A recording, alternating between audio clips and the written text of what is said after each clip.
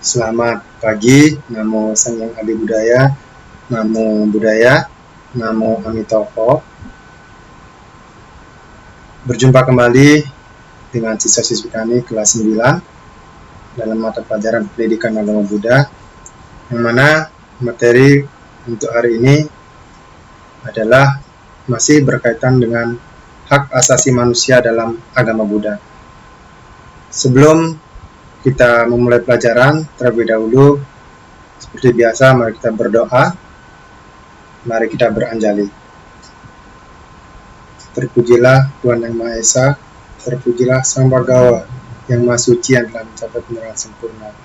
Terpujilah Bodhisattva Mahasattva, para makhluk suci dan luhur budinya. Pada hari ini kami akan bersama-sama memulai pelajaran agama Buddha. Semoga apa yang kami pelajari dapat memberikan manfaat bagi diri kami dan semua makhluk. Sabe sata bauntu skitata, semoga semua makhluk hidup berbahagia. Sadu, sadu, sadu.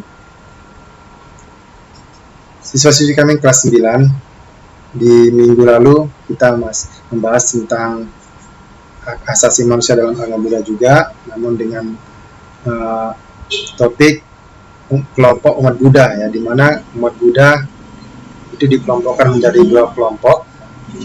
Yang pertama, kelompok umat Buddha yang ada di wihara atau disebut dengan Pabajita. Kemudian kelompok umat Buddha berumah tangga atau biasa juga disebut sebagai Garawasa. Berbicara tentang Pabajita atau kelompok umat Buddha yang tinggal di wihara, atau kalau kita jumpai dalam kehidupan kita sehari-hari, adalah mereka yang bertugas atau mengabdikan diri pada Buddha Dhamma, menjadi seorang anggota sangha atau para biksu sama, ya. Jadi tentu mereka yang menjalankan kehidupan sebagai biksu memiliki aturan-aturan. Oleh karena itu, pada pertemuan ini kita akan membahas tentang peraturan-peraturan yang dijalankan oleh para biku di dalam kehidupannya, ya. Kita masuk ke poin yang ketiga, karena di minggu lalu kita membahas poin pertama dan kedua. Untuk pertemuan hari ini adalah poin yang ketiga mengenai peraturan kebikuan. Jadi seperti yang kita ketahui, ya, biku adalah umat Buddha yang melepaskan diri dari hidup duniawian untuk berjuang sungguh-sungguh melaksanakan kehidupan suci. Jadi maksudnya di sini adalah mereka yang sudah tidak lagi memiliki keinginan untuk hidup berumah tangga, atau secara umum dimaksudkan adalah tentang bagaimana mereka berusaha meninggalkan keduniawian. Semua yang bersifat duniawi mereka berusaha untuk meninggalkannya.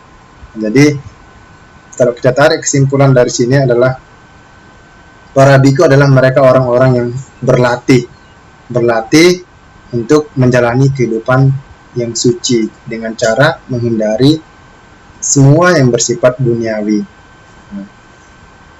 Jadi untuk menjadi seorang biku, tentu mereka juga memiliki hak dan kewajiban. Yang mana kewajiban dari para biku salah satunya adalah melaksanakan winaya. Kalau dalam bahasa kita Indonesia, winaya ini adalah peraturan.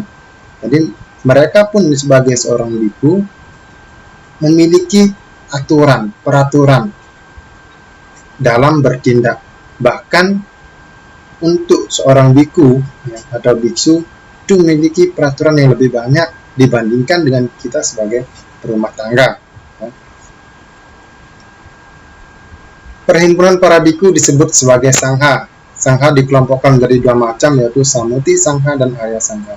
Jadi kalau kita melihat secara individu, ya, jadi mereka disebut sebagai biku. Tetapi kalau kita melihat secara umum, ya, sebenarnya bukan biku, ya. Kalau biku kita menyebutnya biku kalau kita berhadapan dan satu atau dua orang saja, mereka disebut biku. Tetapi ketika mereka berjumlah 5 orang ke atas, itu disebutnya sebagai anggota sangha. Jadi para biku itu adalah bagian dari sangha. Kemudian sangha itu dikelompokkan menjadi dua macam. ada Samuti Sangha dan Arya Sangha. Samuti Sangha itu artinya adalah para biku yang belum mencapai tingkat kesucian, atau para biku yang masih berlatih untuk mencapai tingkat kesucian. Ya, bisa tingkat kesucian Sotapanna, Sakadagami, Anagami maupun Arhat. Nah, sedangkan Arya Sangha adalah mereka yang telah mencapai tingkat kesucian. Nah, bisa salah satu dari 4 yang sudah saya sebutkan tadi, ya, seperti Sotapanna, Sakadagami, Anagami maupun Arhat. Jadi mereka yang sudah mencapai salah satu dari 4 tingkat kesucian ini disebut sebagai Arya Sangha. Nah, kemudian untuk menjadi seorang biku, ya, seseorang itu nggak bisa langsung begitu pingin menjadi biksu, langsung menjadi biku atau biksu, ya. Tidak bisa. Mereka terlebih dahulu harus menjalani masa pendidikan, ya, yang dimana itu disebut sebagai kehidupan sebagai samanera.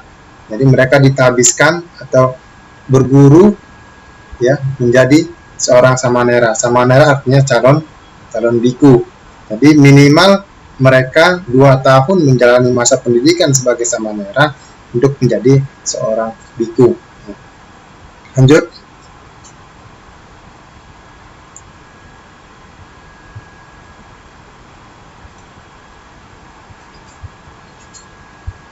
Jadi baik samanera maupun biku itu sama-sama memiliki peraturan atau winaya, ya. Untuk seorang samanera itu menjalankan 10 sila pokok atau 10 peraturan pokok yang harus dijalani. Kemudian ada 75 peraturan tambahan. Jadi 75 peraturan tambahan ini disebut sebagai Sekya Dhamma. Sekya Dhamma ini mengatur tentang bagaimana berperilaku, ya, bagaimana bertindak, bagaimana makan, minum, dan seterusnya. Itu ada 75 peraturan Sekya Dhamma yang kalau dijumlahkan itu total menjadi 85 peraturan untuk seorang samanera atau calon biku. Sedangkan untuk para biku atau biksu itu memiliki peraturan yang lebih banyak lagi. Ada 227 peraturan yang harus dijalankan di dalam kehidupan sehari-hari, di mana itu dikelompokkan ada namanya peraturan pokok yang sama sekali nggak boleh dilanggar dan seterusnya, banyak sekali, ya. Dan itu tidak perlu kita ketahui sebagai umat rumah tangga, karena memang untuk rumah tangga kita hanya menjalankan 5 sila saja, ya. Berbeda dengan samanera maupun para biku yang menjalankan jauh lebih banyak dibandingkan kita, ya. Jadi itu materi kita untuk hari ini. Semoga apa yang saya sampaikan hari ini dapat dimengerti dengan baik, sehingga nanti ketika misalnya mendapat pertanyaan-pertanyaan bisa dijawab dengan baik, ya. Itu saja yang perlu disampaikan. Mari bersama-sama kita tutup dan kita beranjali. Bersama-sama juga kita mengucapkan semoga semua makhluk hidup berbahagia. Sadu, sadu, sadu. Selamat pagi, Namo Buddhaya.